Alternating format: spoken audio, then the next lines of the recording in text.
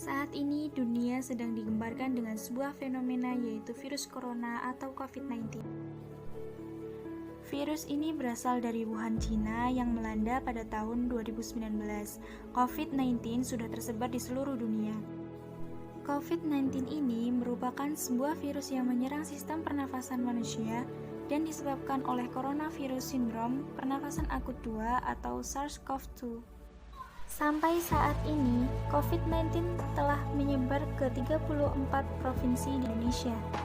Adapun penambahan kasus Indonesia pada tanggal 24 November 2020, ada yang terkonfirmasi positif COVID-19 bertambah 4.192 jiwa, sehingga totalnya menjadi 506.302 jiwa.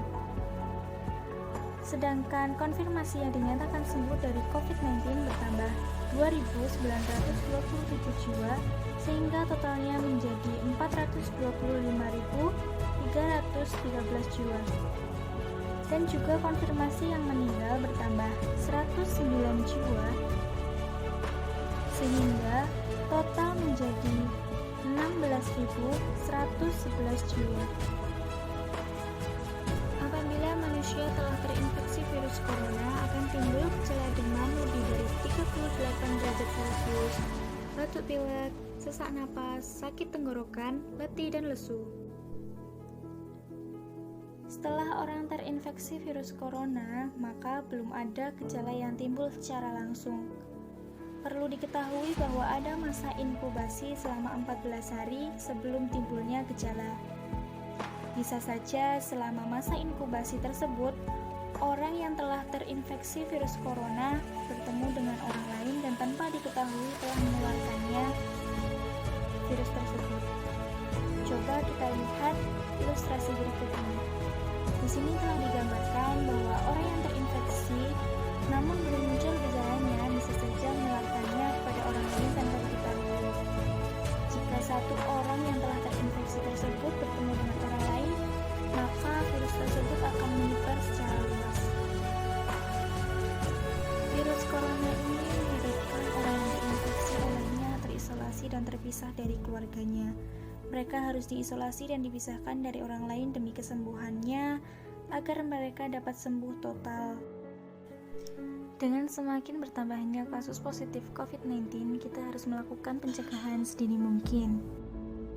Selalu gunakan masker ketika keluar rumah, cuci tangan menggunakan sabun dan air mengalir, tutup mulut dan hidung menggunakan siku ketika batuk dan bersin. Jika memasak daging dan telur harus matang, dan hindari kontak langsung dengan siapapun, terutama dengan penderita demam dan batuk.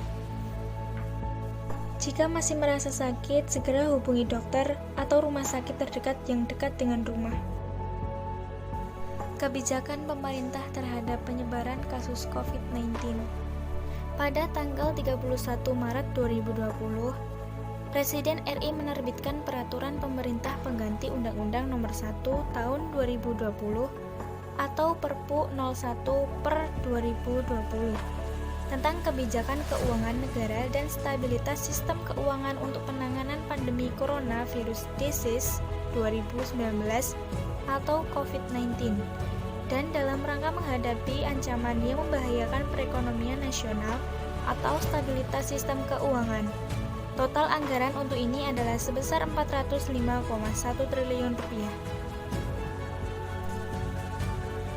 Pada tanggal 3 April 2020, Presiden menerbitkan Peraturan Presiden atau Perpres nomor 54 tahun 2020 tentang perubahan postur rincian dan APBN tahun 2020. Perpres ini merupakan tindak lanjut dari Perpu nomor 1 tahun 2020. Anggaran dari beberapa kementerian dipotong sebesar 97,42 triliun rupiah. Namun, beberapa kementerian mengalami peningkatan anggaran, seperti Kementerian Pendidikan dan Kebudayaan sebesar 36 triliun rupiah menjadi 70 triliun rupiah, dan Kementerian Kesehatan dari 57 triliun rupiah menjadi 76 triliun rupiah. Beberapa kebijakan yang ada di lapangan yaitu: pertama, pembentukan tim gerak cepat di pintu masuk negara seperti pelabuhan, bandara, dan juga terminal. Yang kedua, pada tanggal 18 Januari 2020, Indonesia telah melakukan pemeriksaan kesehatan di 135 titik seperti bandar udara, bandar darat, dan juga pelabuhan. Yang ketiga, Kementerian Kesehatan telah menunjuk 100 rumah sakit rujukan yang sebelumnya sudah dipakai pada kasus flu burung. Keempat, Kementerian Kesehatan telah mengembangkan pedoman kesiapsiagaan mengacu pada pedoman WHO. Kelima, Kementerian Kesehatan telah membuka layanan yang dapat diakses oleh umum dan juga dapat untuk mengetahui hal-hal yang